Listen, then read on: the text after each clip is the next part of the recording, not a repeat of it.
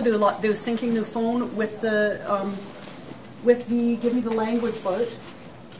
It's the field data collection app. They're collecting it on their phones every hour. At the top of the hour, they push the sync button. It comes back through the servers. It pops up on the map. So we're getting near real-time information from the rapid damage assessment teams in the field. What does it look like right now? Is it mostly just red? a global view, kind of. Maybe we can go to a local where we're actually going to go in Grand Forks. They're going to go to an individual site. Yep, so we're going on a tour, so if you can bring us over to the Grand Forks area, Let's we can see. Riverside, as an example. Okay. So there's, at a neighborhood level, you can see potentially one site that has restricted use and several sites that are okay for it. Some of those sites might have a little bit of water. That's on the last line of instructions where it says for the yellows and the reds where it says contact I can take local this off authority or because it's licensed just contractor. Site. The other thing interesting for businesses, they're assessing downtown area now as well. Yeah, and we have to ask you to go back and cross that out there. So lots of data streaming in, and we're going to use this to start working on our just on the yellow evacuation ones. order since this afternoon. Yeah. So once we do this and we get a sort of certain number of them that are in an evacuation zone, this is our planning team, and our planning team starts going through all the addresses and making sure that we're encapsulating those specific addresses that where the orders can be rescinded. They will be rescinded, and then an evacuation alert will take its place. So they'll be downgraded to an evacuation alert. That will remain in place until we know that there's not going to be another event. So we don't want people to get the message that they should take down all their sandbags and things like that. So that's where we're at. We want to get people back into their homes and businesses as soon as possible, right? So as a result, we've got the rapid damage assessors that are out checking each individual building and making sure that it's either safe to get back into. Maybe there's some minor gotchas, maybe there's some electrical that got wet, things that may need to be checked before they can get back in, or perhaps there's some structural issues that have been noted and it's not safe to get back in. So what they've got is the assessors all have 3 different colored placards. Green, no restrictions to get back in. Yellow, restricted use, and on this it will indicate what it was that was found to be deficient or suspect. And then unsafe, we believe that people should not be going in until the building's been properly inspected or looked at by a structural engineer or such. So the idea though is that we do want to get as many people back into their homes or their businesses as quickly as possible. We've got over 40 people that have been trained in doing rapid damage assessment, and I believe, how many, Bill, do you know how many crews are out today? I think 20 teams today. 20 teams of 2 that are out conducting these assessments. And so as we walk along Market, we'll take a look and just see a little bit of what it is that they're doing. One of the important things is just because a building has got a green placard on it, the evacuation order still stands for now. Once the evacuation orders are being rescinded, they're going to drop down to evacuation alert level. Then people that have a green placard or a yellow placard will be able to access their properties again. But just because we put a green placard on the wall does not mean you're green light cleared to go back inside just yet. That does mean the evacuation order or alert still must be obeyed. People. Where do these people come from? So we've been conducting for the last 2 evenings training sessions. So a bunch of them are from our local volunteer fire department, but we've also had people from the Midway Fire Department take training, and they're actually in Midway doing the same rapid damage assessment over there today. We've also had firefighters from Fruitvale, from Warfield, from our partners over in the West Kootenays. We've also had a number of building inspectors, and I believe even a CAO of one of the municipalities. Yeah, it was just from Osoyoos. So four from Osoyoos, 1 CAO and 3 building officials. Yeah. So we're drawing from all over, but it's basically the same people that have been helping out all along are now taking on an additional role here. You're volunteers? Yes. Yeah. What happens if the homes that are more seriously damaged? What's the next step? So if there's issues, they'll either have a yellow or a red placard, and at that point, then they'll have to have either an engineer take a look just to make sure that structurally things are okay, or depending on what the deficiency was. I mean, if it's the electrical box is full of water, it may be just need an electrician to come in and sign off on that. But this is just an indication that obvious things have been spotted. It doesn't mean we are not conducting a full-on building inspection. This is called rapid damage assessment for a reason. And how long are they expected to take? Typically 25-30 minutes per. Yeah. When we talk about rapid as opposed to detailed, it's 30 minutes on average per building.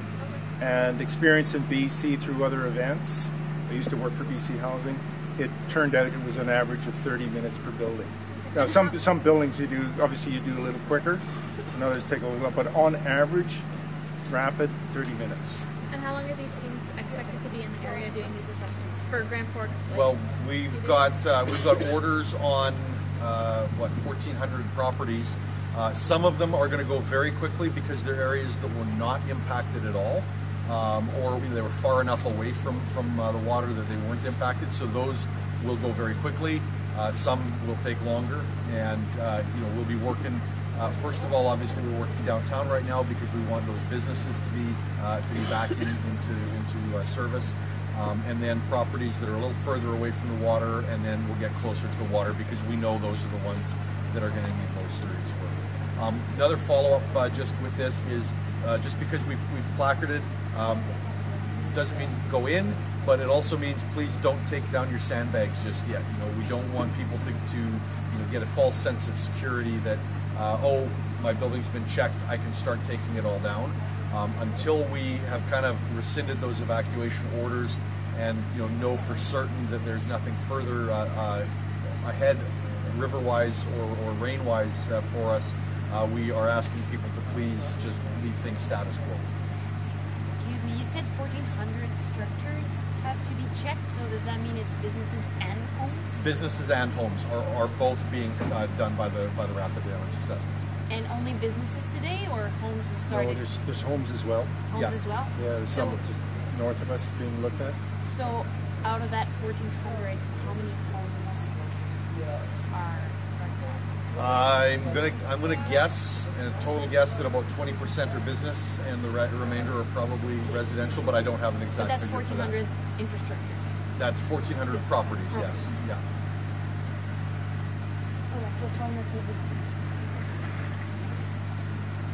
Okay, so let's catch up with the crew and maybe we can see a little bit of just kind of what their status, green, yellow, or red, is logged into the app on their smartphone as well.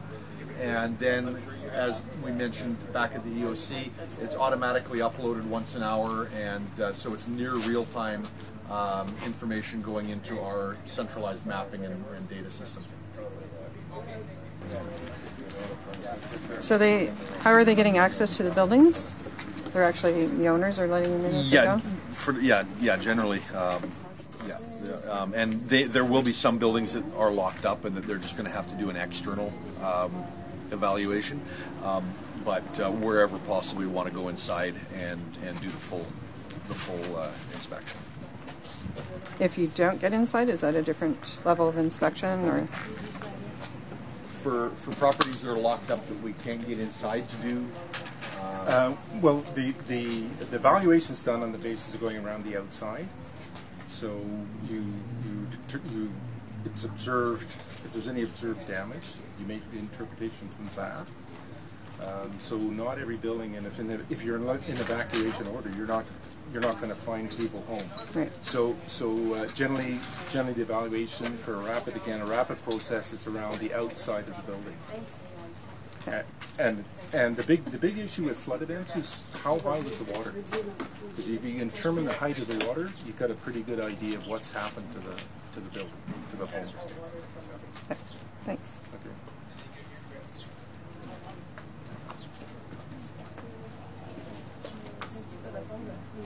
For waiting, could you just a little bit how the rapid assessment is done, like so the volunteer walks up to the building, what do they do next? Sorry. In terms of how, so the volunteers, they walk up to the building, Yes. they're going to assess it, what happens next? What do they... Yeah, well, the normal process is they got to be aware of hazards in the area before they get close to the property. Then generally what we want them to do is go right around the building and take a look at each side of the building. If they're able to get in, and somebody's there to let them in, they were asked to go in and take a look at the contents. It gives them more information. So that's the general process in terms of looking at it. Team gets together and then they review what they've observed in terms of is there any damage, what about the height of water, that type of thing. They fill out a form either physically or on a mobile application, and then on the basis of what they're looking at, they make a determination as to whether there's any issues and fill out the appropriate placard. And then post the placard. Generally for a home, the placard goes on the front door. and then what sort of damage are they looking for? Typically in this event, well, there's two sort of issues. If it's just flooding where water came up and water went down, then you get the issue where the electrical system and gas have been impacted. If you're near fast flowing water, then you can get into the structural issues or loss of land, slope stability issues. Those are the two general areas. So they're looking. It depends on the area that they're in terms of what they're looking for. But there are 7 criteria that they look at. So starting from, for example, they look at is there any collapse or is the building off foundation. Second one is leaning. Third one is there significant damage to the structure itself, etc., falling hazards, etc. So they do that process for every building. It's kind of a checklist of reviewing. They make a determination based on what they see, whether it's minor damage or no damage, or it's moderate damage or it's severe. So on the basis of those things, if you get into on the severe side, for example, building off foundation, severe, unsafe. Because it's blocking the roads, there will be some desire to get it out as soon as practical, but I think again that won't be decided for another day or two until we know for certain or have a much better feel for what's happening now and what's coming next. Compared to what we saw earlier today, how much higher do you expect that to be? I actually was out, so I missed the weather briefing today, so I actually didn't see what the current forecasting is, but the last I had heard was potentially in that 20 to 40 centimeter range of increase. And that's a significant improvement from the 60 to 80 centimeters that we were talking about, 24, 36 hours ago.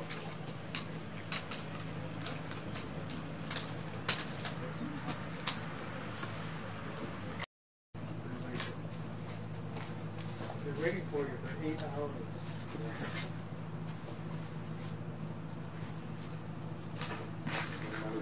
You got the paparazzi following you. I do.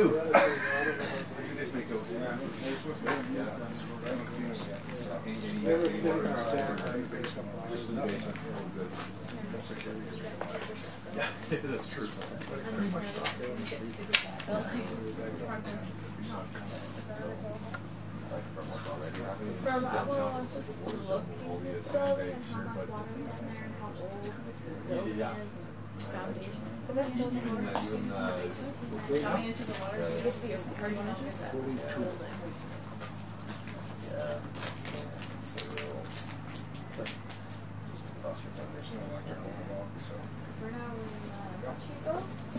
You're in the bus. Yeah.